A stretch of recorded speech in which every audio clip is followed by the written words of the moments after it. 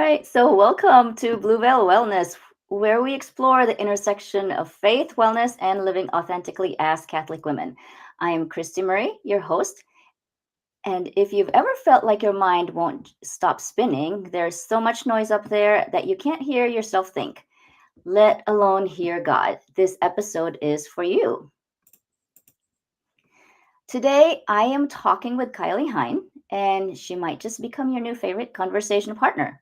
Kylie is a Catholic mindset coach and spiritual director who's on a mission to help women find their way back to peace when life feels overwhelming. As the voice behind the Persistence in Prayer podcast, she's become that friend who reminds you that you don't have to have it all figured out to be exactly where God wants you. And let me just get us here. Oh, sorry. I can see you. You can see me. Okay. Yes. Let me just. Okay, there we go. All right, that's better. And here's what I love about Kylie. She's not about adding more to your already overwhelming to-do list. Instead, she helps Catholic women declutter the mental noise so they can actually hear God's voice in the midst of everything. Through her Marian-inspired Living Yes framework, she walks alongside women who are tired of chasing perfection and ready to rediscover something better, their identity as beloved daughters of God who are already enough right now in this messy and beautiful moment. We are also going to talk about Catholic temperaments and why understanding yours can change everything about how you approach wellness and prayer and what it exactly means to live yes when you're already exhausted and overwhelmed. So grab your coffee, your lunch, your drink, and let's get to it. So, welcome to the show, Kylie. Thank you so much for having me, Christy. It's always a blessing and a privilege to talk with women like you and to just share the things that God has inspired me to talk about. So I'm excited. Yes. So, let's start here. What was the moment that you realized that your mind was too cluttered to hear God? Mm. This is something that has been an ongoing recurrence, I think, since I was a kid, where we just get too much stuff in the mind. I didn't recognize that that was what was happening, but I will tell you a pivotal moment in my story when it really affected me, and that is something that has driven me to want to understand more and to help other women. So, when I was 23, I was teaching at a very kind of prestigious Catholic high school. There was a lot of stress, a lot of pressure. I had come home for family Thanksgiving and I just wanted to be away from all the stress, from all of the workload. I always say that the women I work with are women who are much like myself. I found my worth in praise, perfection, and productivity. Those are like the three things. So I was busy all of the time. And there was just so much pressure, a lot of it that I was putting on myself. So when I came home for Thanksgiving, I just wanted relief. I wanted a break from all that.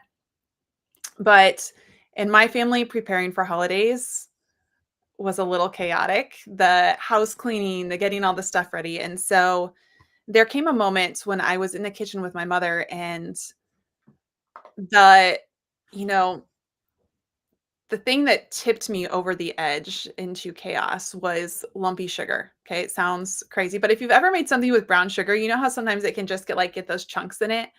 And that was the thing that just made me so frustrated. It started in an argument with my mom. And that day it just said push me too far. And I said, you know what? I don't need all this chaos. Like I'm leaving. I'm gonna drive the 2.5 hours back home. And that unfortunately was the last time I actually ever saw my mom. So I left in an argument. She passed away less than 2 weeks later.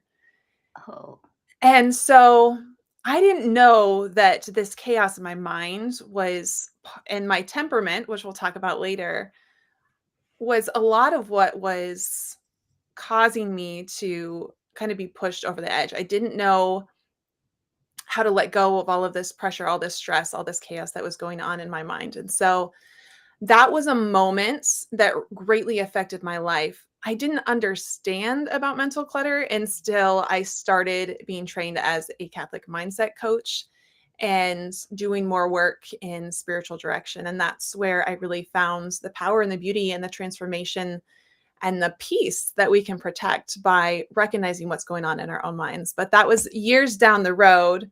And now I can look back and see more of the beautiful that God brought out of that really hard season. It's amazing how God, turns all the mess into beautiful things. Because, like, we tend to be so hard on ourselves. And a lot of times we feel like, oh, we're being punished because we're going through this. But there's a purpose for that. And God always has, the grace to bless us with transforming those moments into, like beautiful moments and beautiful lessons that it will help us later on in life. Right. And yes. Yeah. So walk us through what mental clutter actually looks like in everyday life and what are the signs? So I think most women can imagine what it feels like when you walk into a room and you see physical clutter. So I always like to start with this picture. If you just imagine, walking in your front door and the first thing you see is like the dump pile on your kitchen counter, or you see the dishes that you didn't quite have time to finish, or the kids who drop their book bags on the floor and the shoes that are all over the place. And we don't even realize what's happening, but physiologically things start happening in our body. It might be that tightening in the chest. It might feel like pressure. It might feel like overwhelm. And there are things that when we see physical clutter, like I said, start to happen in our body. And it can actually lead people to depression in some states because it feels so out of control, right? So those are external things that we can see and they affect us internally. So imagine what it is like when your brain is so cluttered. And how does this happen? Well, we are in a society that is full of constant noise. You have Mhm. podcasts, which are great and wonderful and good, but too many of them, they're filling your brain. You have the news, you have the radio, you have the internet. We have all of these places we are constantly being filled. Plus, we have all of the internal noise that we cause a little bit ourselves, that ruminating on, I maybe said the wrong thing, or someone's going to be mad at me, or my child is upset with me. So we have those things going on. And it can start to show up when we are lashing out at the people that we love, when we're trying to have a conversation and our brain is focused on the work that we didn't get done. And so we're not present with the people around us. Those are some signs. It can be physical signs in our body. So some people carry that in their chest. You might carry the tension in your back. The Um, shoulders, neck. yes, the shoulders, the anxiety that we feel. Sometimes it can cause tummy problems, right? And we know that there are physical and medical things that can cause all of this too, but mental clutter is an avenue that contributes to all of this. And it's something that's really simple to take care of, but it's not something that we often make time to take care of. Yeah, and like with all the noise, it's hard to like hear God's voice, right? Like some people say they audibly hear God, some people say no, I just like you just know that God's talking to them. So with this all this mental clutter and all this noise, it's hard to like really like just sit down and hear like and know what your purpose is and what you're supposed to do next. Because then, like you said, you have all these things that it's like this shiny shiny object, right? And like if you had, a lot of people have had eye exams, right? When you have that button and then there's a light that shines in certain directions and you're supposed to push that button. It's almost like that in your brain, like, oh, there's the light. Oh, I gotta do something about it. um yeah, so Yes. I want you to dig into the framework that you have about Catholic temperaments and how we can know that and like really help us handle all this clutter that happens in our daily life and in our brain. Yeah. So just like you said, mental clutter makes it incredibly difficult to hear the Lord. You go and you sit down to pray, and your mind is ping ponging from one thing to the next to the next. It's like, I have so many questions to ask God, and I can't even focus on the first question because my brain is going into worry. I always say that the evil one likes to take our past experiences and project them into the future, and that's where the worry and the anxiety comes in. And because there's just so much going on in there, we can't even get clear on what we want to ask God for help for because there's just so much going on. And so there are things that I use with my clients to help them work through that. One of the avenues that I like to dig into is the temperaments. And the temperaments aren't necessary for the decluttering process, but they can be very helpful in terms of questions that we are asking and understanding why our thoughts might be tending toward a particular pattern. So the temperaments have been around for a long, long time, believed to have originated clear back with Hippocrates and have evolved, but they are very in alignment with our Catholic faith. And there are some excellent authors who have written about the temperaments. And I love utilizing them in coaching again because the words that we are inspired by can vary depending on our temperament. So, what are the temperaments? The temperaments are not our identity. I want to make that very, very clear. They are kind of an entryway or a doorway where we can start to be opened up into self awareness about how God created us and how we can grow in virtue. So, there are 4 temperaments. All of us have all 4 temperaments. And Jesus was the perfect culmination of all 4. Okay. So I just want to make that really clear. We have all 4 within us. But from birth, we have one that is primary, and most of us have a top 2 blend. So a primary and a secondary that come out. And these do not change. These are the same from birth. But the virtues that we live out as we get older, we will start to kind of lose some of those vices from our primary temperament and start to grow in the virtues of the other temperaments. So what I mean by that is if I were to look at someone like Saint Teresa of Avila and I look at her early life, I could tell what temperament she was based on the way that she acted in certain situations. But by the time of her death, I wouldn't have known which temperament she was because she had grown in the virtues of all of them. So I just want to establish that our temperament doesn't change, but we grow in virtue over time when we work with the Lord and we pay attention to some of these things. So the 4 temperaments, I'll just give you a really quick introductory breakdown and then you can ask questions. The first is choleric. Choleric is thought to be an extroverted temperament, but we really look at this as someone who is quick to react to a stimuli and they are slow to move on from it. They are very results oriented, driven people. Maybe as children, they were told that they were maybe a little bossy. Their temptation is anger. Okay. So I am very high choleric. So when I saw the brown sugar that was lumpy and it wasn't working with me, that was my temptation was anger because my desire is to be in control and things felt out of control. So a well-known choleric is St. Paul. Sanguine is the second temperament. This is someone who is also quick to react, but they're really quick to move on. So if they react to a stimuli, they're not going to be bothered by it for very long. They're going to be like back in their happy, peppy mood fairly quickly.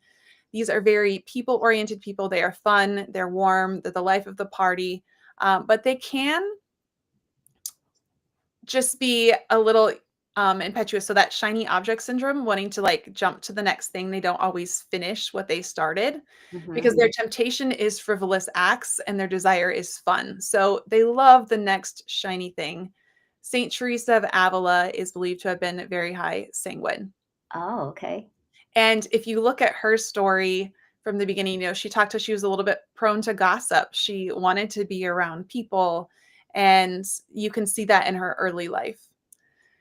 The next temperament is someone who is slow to react and slow to move on. This is the melancholic temperament. Some people kind of relate this to Eeyore if you think of Winnie the Pooh. But we love our melancholics. They are so important. They are deep thinkers. These are often our women who ruminate a lot. They can kind of get stuck in that thought spiral.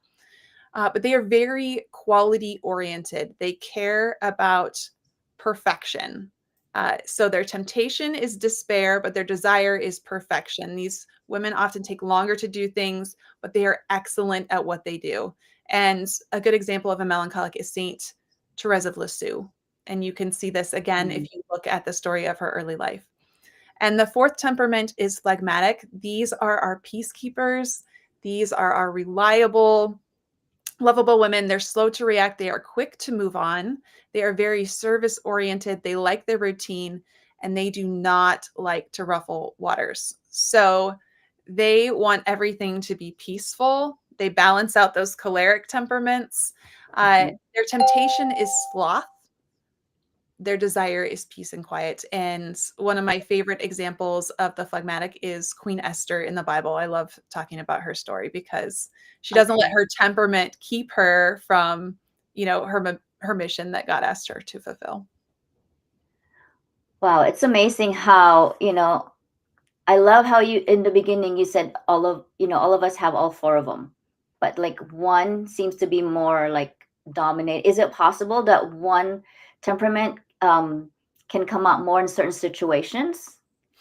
So I think that we still have to pay attention. Like I said, this is just a zoomed in part of us. This isn't our identity. It's kind of like that nature versus nurture thing, right? So there Mhm. are qualities that we are going to pick up from our family members, from learned behaviors, from wounds of how we think we should act in certain situations. That's still going to happen, even though we have a primary temperament, if that makes sense. Yeah. But yes, I think there are certain situations where something might come out more than others. So, for example, if I were to do a really deep dive into the temperaments and look at my contributions, my weaknesses, my ideal conditions, my internal and external triggers, my motivations, this is something that I do with clients. I would find that in my brain, I want to say, like, oh, my sanguine is really coming out, and that's a weakness because I see that inability to finish tasks, as a Mhm. weakness. But really, there's so many sanguine gifts that I have that are beautiful. My creativity, my ideas, and I have to kind of switch into that choleric temperament part of me to finish projects. But I yes, there love. are situations I think where one part of our temperament comes out more than the other. But you'll notice that with my primary and my secondary, quick to react. That's really Mhm. what I go back to. So there are a lot of characteristics that tend to fall under each temperament. But I always go back to, okay, how quickly are you reacting to something and how quickly can you let it go? I love that awareness that you know your primary and secondary, and then when situations happen, you can go back to like, okay, I have a tendency to do this. So now, just knowing that it's out there, you know how to like to kind of just dial it down and bring things back. And okay, now this is the corresponding virtue, because just because I'm reacting this way, there's a virtue that God gave us that we can to help us. Yes, exactly, and that's really what this is. It's a self-awareness tool. If I'm the choleric and I'm really struggling with something, I can look at, okay, what am I grasping for here? Is it control? That's somewhere I might start. Am I grasping for control? Is my pride getting in the way? Because those tend to be choleric traits. If I'm sanguine, am I, sitting in the root sin of sensuality where I want to do things that feel good and they're fun. And so I can just use those as entry points. That doesn't mean that that's always going to be the sin or the vice that is coming up, but it is a place that we can begin and we can start to develop language. And I Hmm. always want to remind people too, your temperament is not an excuse to not do Yeah. what God has asked you to do. It's not an excuse to be angry all the time or be Uh-huh.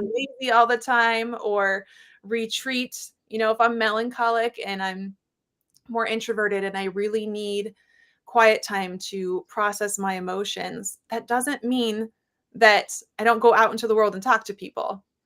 It just means I'm gonna have to work a little bit harder at wanting to go out and talk to people, and I need to Hmm. protect a space where I have time to process my emotions, or all of those feelings and emotions are really gonna start to build up and bubble out in a negative way. Hmm. Yeah, I love it. It's a tool. It's a tool. It's and like I said, it's not your identity. It's a tool. So now, how I want to know how different is this from like enneagrams and Myers Briggs, and what makes the temperament specifically Catholic? Yeah, so Enneagram is a debatable one in the Catholic world. If you look at the root of the Enneagram, I know some people I really love and I value their opinions have been very adamant about not using the Enneagram in a Catholic worldview, just because the root of it is very un-Catholic. Now, I will say when I went through a Catholic university, they use Enneagram.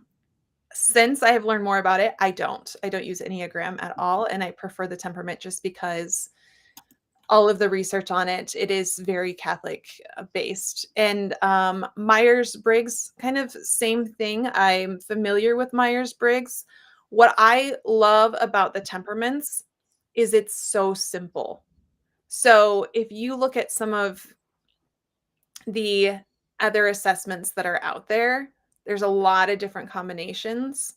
This is so straightforward. I can have a conversation with someone and I can pretty well identify what their primary temperament is in a very short amount of time. And that's what I love about it is just it's so simple. It's something that can create conversation that can help us grow in self-awareness and it gives us language about ourselves, but also it's so easy to start to recognize in other people.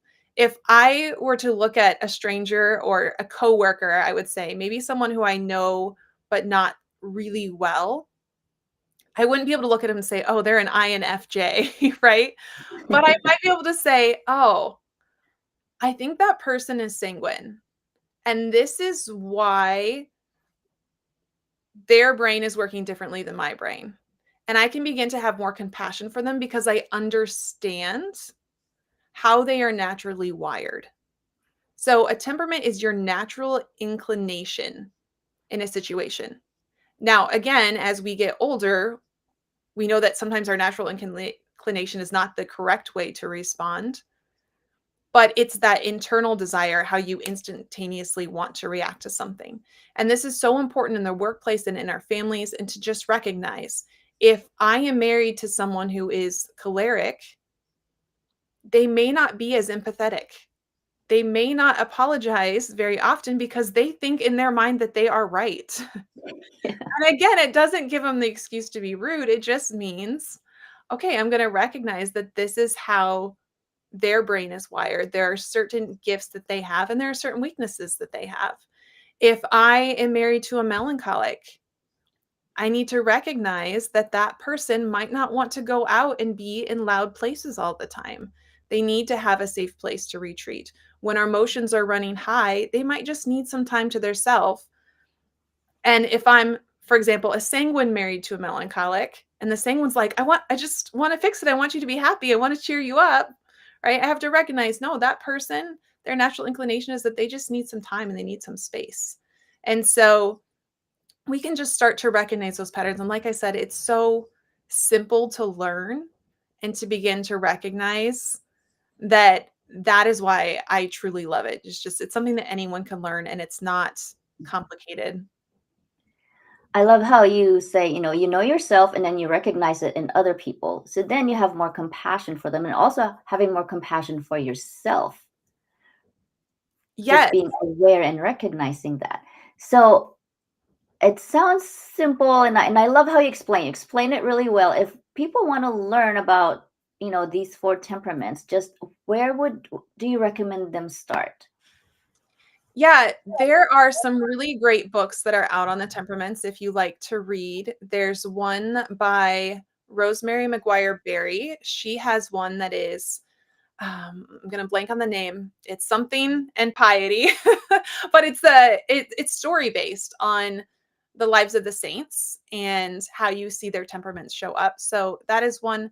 There's a very common one out called The Temperament God Gave Me. That is a book Mhm. that you can read, and there are interviews on that book as well. There is a book, actually, there's 2 books out by one named Connie Rossini, and she has books on temperaments for your children.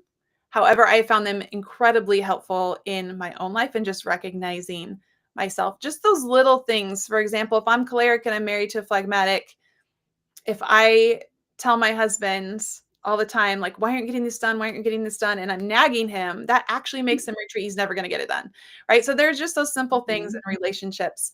I have a couple of episodes on my podcast called Persistence in Prayer, where we talk about the temperaments, or anyone is welcome to jump on a free call with me, and I can walk you through your temperament. I will give you one more resource. If you're not a book Mhm. reader and you just wanna know what your temperament is, Metanoia Catholic has a wonderful free assessment that you can do. There are lots of them out there, but I am partial to theirs not only because I was trained through them, but because I've taken different assessments and I feel like that is the most accurate that I have received in my results. So if you go to Metanoia Catholic, or you can shoot me an email and I can send you the free link, you will get your temperaments results in just a few minutes. Oh, wow, that's amazing. I love how, like, it's so easy just to get these resources. I'm going to put a QR code down below, and that is like if you're listening to the recording or listening live right now, just go ahead and scan that QR code, and it will lead you to Kylie's book of call if you want to learn more about the temperaments and work with her one-on-one. Amazing. Yes. It's so fun, and these calls are just a place where I hold space for you. I will answer your questions, I will coach you. It's whatever you really need. There's no commitments, there's no pressure for anything. It's just a space to have conversation and to meet you where you are. Yeah.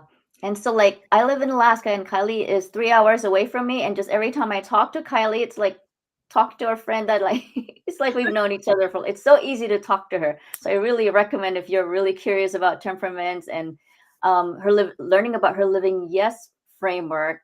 Yeah, highly recommend booking a call with Kylie.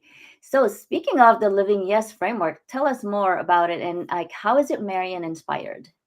Yeah, so the Living Yes framework is something that I am utilizing in group coaching. I have a group going through right now. It's 8 weeks. And it's actually this beautiful tie-in of Mary, who I love and who has been so just profound in my spiritual life, especially I would say over the last 10 years. And for 13 years, I was a middle school and high school math teacher. So there's a crossover there. And if you're like, I hate math, don't worry, I'm not making you do any math. But mindset work and psychology was something that I was really drawn to when I was teaching math. Why do our brains work the way they do? Why are so many people like have this great aversion to math and feel like they can't do it? So, what I do in the Living Yes framework is we take problem solving strategies that I used in my classroom, things like working backwards, trying a different strategy. And I actually teach women self coaching tools that they can utilize through a Marian lens. So we look at Mary through scripture, Mary through the eyes of the mystics, things that we know about her life, things that we know about the way that she showed up. And begin with prayer. We begin by placing ourselves with Mary, the situation she was in. How did she respond? What were the expectations that she had? So we learn about Mary's life. And then we take that situation and we apply a coaching tool and reflection. And then we have a virtue focus every week as well, so that we can give a daily yes to the Lord. So a living yes is a yes, like Mary, that we repeat each and every moment of each and every day, because our yes to the Lord is not a one time thing. When we say yes to God, we say yes to everything that comes with it. So if we say, Yes, Lord, I want to be a saint, which I hope you all do, we are saying yes to everything that it takes to be a saint. All of the stresses, all of the struggles, all of the chaos, all of the suffering. And it takes some effort to embrace that every single day, because it's not always rainbows and sunshine and it's not always fun. And so this is a community of women where we can show up and be vulnerable and not have it all together. And we can take it to our Blessed Mother, and we can take it to the Lord, and we can learn, okay, what can I do right now to recognize what is going on, to move through this difficult chaos period in my life? how can I show up better the next day? How can I recognize maybe some of the wounds that are on in my life? And again, take what is going on right now, learn how to work through that from a peaceful place. Respond with peace rather than react like I did with my mother. Mhm. And then just utilize that as an entry point to go further in our interior life and move from our head into our heart, because it is in our heart where the Lord speaks. I love that. I love how, you provide this community, and I love how you said when we say yes to the Lord, it's not a one-time thing. It's like, yes, it's a constant work because we're constantly getting tested. We're constantly getting tempted. I just came back from Omaha, Creighton training, Catholic Women's Health. I'm really I'm right excited by about it. Omaha. Oh, I should have seen you. I should I have told know. you. Next time I come back, I'll look you up. We'll have to meet for coffee. But Yes. it's like this amazing training. We have mass every morning before we start training, and everyone has this like amazing mission for Catholic women's healthcare. And so, like on my way back, I didn't get a spot on my flight back. So and then I was in LAX for 10 hours. Like every travel mess that could have happened, or a lot of travel mess that have happened, it happened, and I was just like thinking to myself, I'm just getting tested. I just came back from this wonderful training and all these things are happening. And I would just keep praying and telling myself, you know what? It's okay. There's a reason for this. I'll get home. Yes. What does the Lord want to offer me in this situation? Which is so easy to say, but when we're in that desolation state, Yeah. it can feel so heavy and so hard. And so, again, just recognizing those patterns, recognizing where the enemy is invading, because in the mind is really where he attacks us a Yeah. lot of the time. I always say our thoughts come from one of three places. They come from God and the good spirits, they come from the enemy, or they come from ourselves. And a Mm. very large portion of the time, what we are thinking is not from God, and it instills this mental clutter and this downward spiral of feeling despair and hopeless, and that everything is unfixable, and it's not. The Lord gives us hope. Yes, exactly. So what about prayer? So do different temperaments pray differently?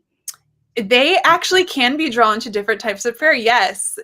So someone who is sanguine, for example, might be drawn more to praise and worship because it's fun and it's uplifting. They might be the person who wants to, raise their hands in praise. And sitting in contemplative prayer might be more of a challenge just because their brain is going to jump to the new shiny thing a Huh. little bit faster.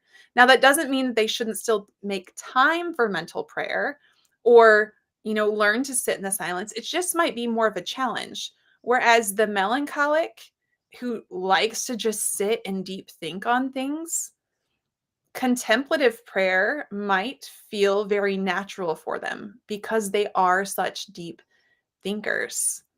Cholerics, those are your people who they're going to show up to pray no matter what, just because if they set a goal, they're not going to, they don't want to fail. And so they're going to show up, but they might want to rush through it because it's like, I just want to get to end and I don't want to waste time. So if at any point they start to Mm. think prayer is a waste of time, they're going to start skipping it to go to their to-do list. And the phlegmatic is the person who's kind of like, well, do I need to? That's kind of where their brain goes. Again, they sometimes get called the lazy temperament. They're not lazy people. They just Mhm. aren't as motivated.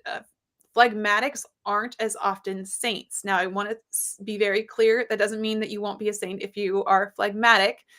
Saint Thomas Aquinas was phlegmatic, and he's an incredible saint. But they aren't as motivated if they don't see the purpose behind it. And so, yes, absolutely, we are drawn to different types of prayer. If you like to be in community, that might be related to your temperament, praying with people versus praying on your own.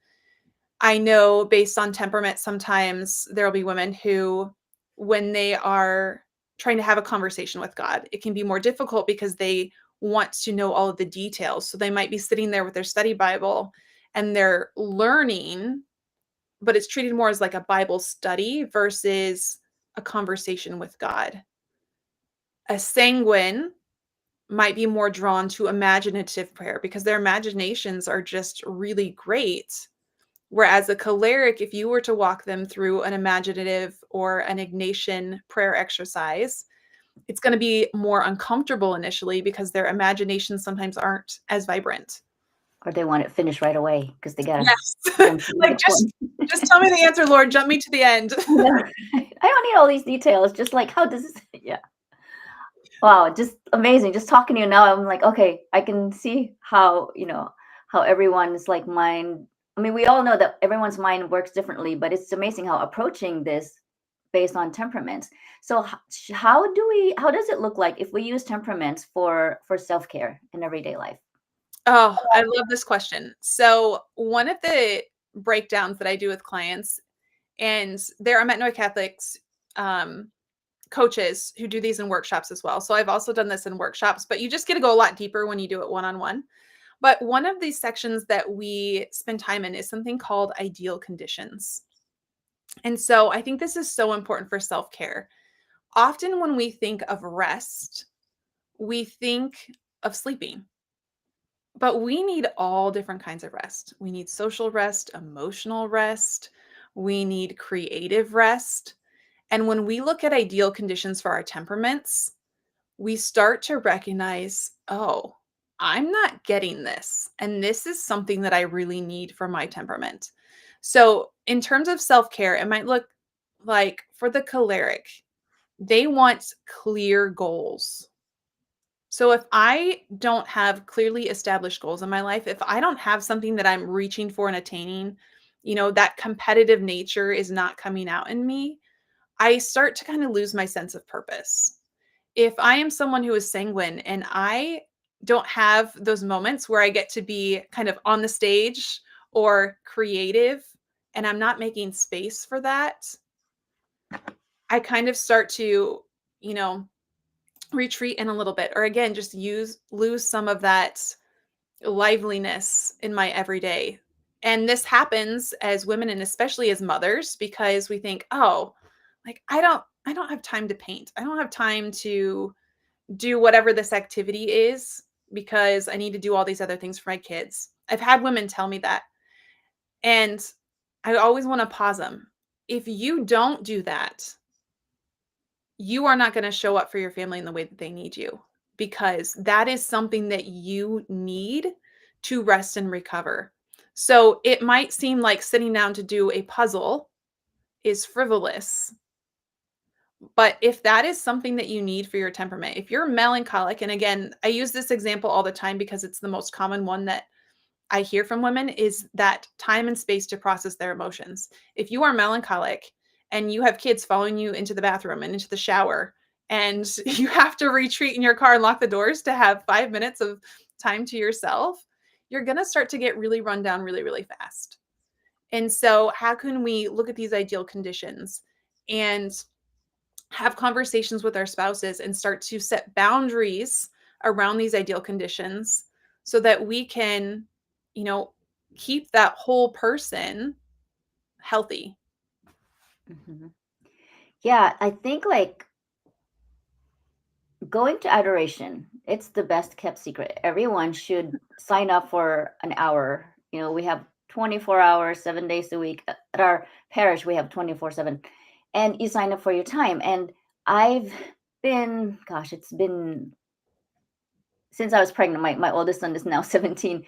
It's like I prayed for a time because I've always worked full time. And, I prayed that there was an open slot that would be open when I get off work. So to make it work. And so I've been doing that, and really, it's the best kept secret. Like, Mhm. especially if you're a choleric, that's just time for you.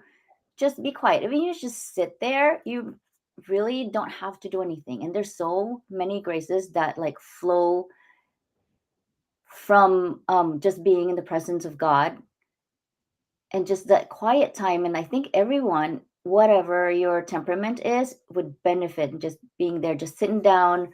Like I said, either you read, you write, or you just be. Amen. And sometimes people don't know what to do in adoration, or they see someone who's sitting there and just, we always hear, what is the purpose of adoration? It's to adore, to gaze at the Mhm. Lord, look at him and let him look at me. But if you are new to spending time with God in that way and your mind is super cluttered and busy, you're not going to feel that peace when you first walk in necessarily. And so I think just knowing that, having that expectation that God is going to be there and he's going to be present, but it might not feel the way that you think it's going to feel the first time that you go. Just recognize, okay, what is my temperament? It's okay to take a book and read a little bit. St. Teresa of Avila actually talks about this, but depending on what you're reading, let that orient your heart toward the Lord. Or if you're sanguine, if it makes you feel better to take in a new fancy pen and a pretty journal to start, that's okay. Just start. Just start going. And my best kept secret as the choleric who would not slow down from work, I started this when I was still working full time as a teacher and coaching sports and all of the things and had little kids. I signed up for a weekly holy hour in the middle of the night, and that might sound crazy. I actually Mhm. did it over the summer just to see if I could do it. There was a need at my parish for a 3 a.m. holy hour, and I thought, "You know what? I'll do it for the summer until they can find someone else. When school starts again, I won't go anymore because I just won't be able to maintain it." It is the best hour. It's been years, and it is the best Mhm. hour. I never felt guilty for not being home for my kids because they were sleeping, so I didn't Mhm. feel like I was taking time away from them. I didn't know how my body was gonna respond to less sleep. That was a concern of mine, but God's grace is so good. If you make the effort to make time for him, I Mhm. mean, he just makes it possible. He still makes it possible for me to go and still show up the next day. It also helped me to set a really great boundary around bedtime. I knew that on Wednesday nights, I needed to go to bed a little bit earlier. It gave my husband the opportunity to start to do bedtime routines with my kids versus me all of the time. That was great bonding time for them. It just, again, was one of those things. I had the desire for it to happen, and the Lord made the way. So, if you have that desire, if there's any kind of inkling to spend time in adoration, it's a date that you won't cancel because Yes. someone is waiting for you, and when you don't show up in the middle of the night, people are not happy. So, I needed that accountability. That sanguine part of me needed that Mhm. accountability, so I didn't cancel on myself.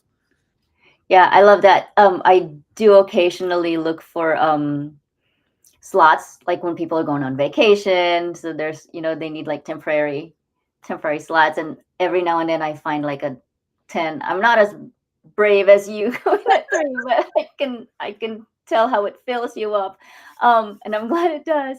And so, like, sometimes I'd find like a 10 or 11, and I would actually show up in like my sweats and my cozy slippers and a blanket, and just you're right though. It's a date that you're excited about, and you're there because you know you're gonna find peace, and it's just nice. I don't know. I don't even know how to explain it. It's just a beautiful time. So I recommend to everyone, if you don't want to sign up for a specific time, just see how you can cover for people that are going on vacation, or even just show up like half an hour at a time, and then you won't regret it. So Absolutely. can you give us one practice that someone could start today to begin decluttering their mind, and how can we make it temperament specific? Okay, so such an easy, simple thing. Get a piece of paper and get a pen. Set a timer for 2 minutes. Sometimes you'll hear people say 1 minute. I think 2 minutes because I have a lot of thoughts. And think about a specific topic. So it might be my marriage, my kids, my work. And for that 2 minutes, write down every thought that you are having about your work, just very specifically. And don't judge it in any kind of way. Don't shame yourself in any kind of way. You are just getting the thoughts out on paper, and you will be shocked what comes out. Things that you don't even realize that you are thinking. It is such a powerful exercise. It's so simple. It's something anyone can do. And if you would like to make it temperament specific, on my website, under the freebies tab. So my website is kylieimhein.com. That's KYLIEMHEIN. There is a temperaments examine. So if you've ever heard of the daily examine from St. Mhm. Ignatius of Loyola, I have a guide that has questions for every temperament. So there's a longer examine there. You don't need to make it complicated. Just go to the section where there's questions and pick one question and then just journal for a couple minutes on that one specific question about your day. And again, they are oriented based on your temperament. So for the melancholic who often sees the downside of things, these questions are oriented to help you focus on the positives of your day. For the choleric, it might be something where it's helping you grow in self awareness of, did I listen to anyone else's opinion today, or did I only care about what I thought today? So it's just kind of oriented around your temperament. And again, there are just very simple guided questions. There are also virtues listed at the top and potential vices listed at the top. So you could also just pick a virtue that you might excel in based on your temperament just naturally, or a vice that might be a blind spot for you. And you could spend your 2 minutes just on how you feel about how you're living out that vice or that virtue. So, really simple, but getting things out of your brain is so powerful. I love that. It's really, I know we keep talking about like how busy the world gets and how, things come up or pop up and then like one on top of each other. We really need, just like you said, just even as simple as 2 minutes, get a nice pen and go find some quiet space and quiet time. And um an additional layer is learning about your temperament and how you can work with it. And you also have a podcast, Persistence in Prayer, correct? Yes.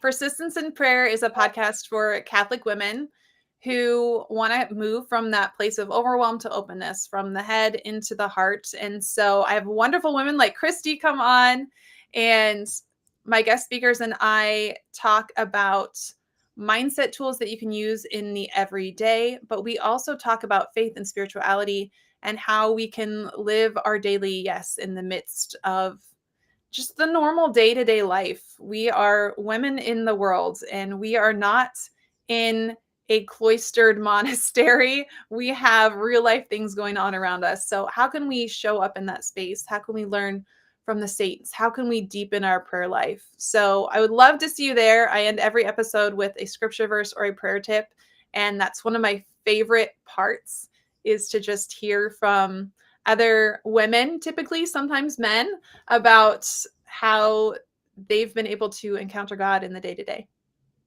I love that. We all have different callings. We all have different, we're placed in different places. And like you said, we're not all, we're not cloistered women. We need community and we need that support. And there's so many tools out there. It takes a process of discerning, like what tools that you use that's right for you, that what God wants you to do. Like you said, there's like a lot of voices in our heads. And do they come from us? Do they come from God? Do they come from the enemy? So really surrounding yourself with people who will give you the right tools um, to help you along in this life. So everyone, if this conversation resonated with you, take a screenshot and share your stories, or tag us both. And let me give you Kylie's code again. And if you like start working with Kylie, just or if you find Kylie and she asks you where you found her, tell her you found her on the Blue Veil Wellness Show. Um, we'd love to take God's message out to the world, and we need to speak up. It's the world is getting louder and noisier, and we need to provide that light and that quiet space for everyone. Absolutely. Just reroot ourselves back in God, give our daily yes. It doesn't have to be a big, crazy, monumental thing. God meets us exactly where we are. And wherever you are, it is where He intends for you to be. He wants to meet you right there. He wants to love you right there. And so, if in any way you feel, that little heart tug to have a conversation with me or with Christy, we're here. And want to help you, journey and travel that path of sainthood. All right. Well, thanks everyone. And let me just. Well, Kylie, it's been a joy having you here. Maybe we'll talk about a different topic next time.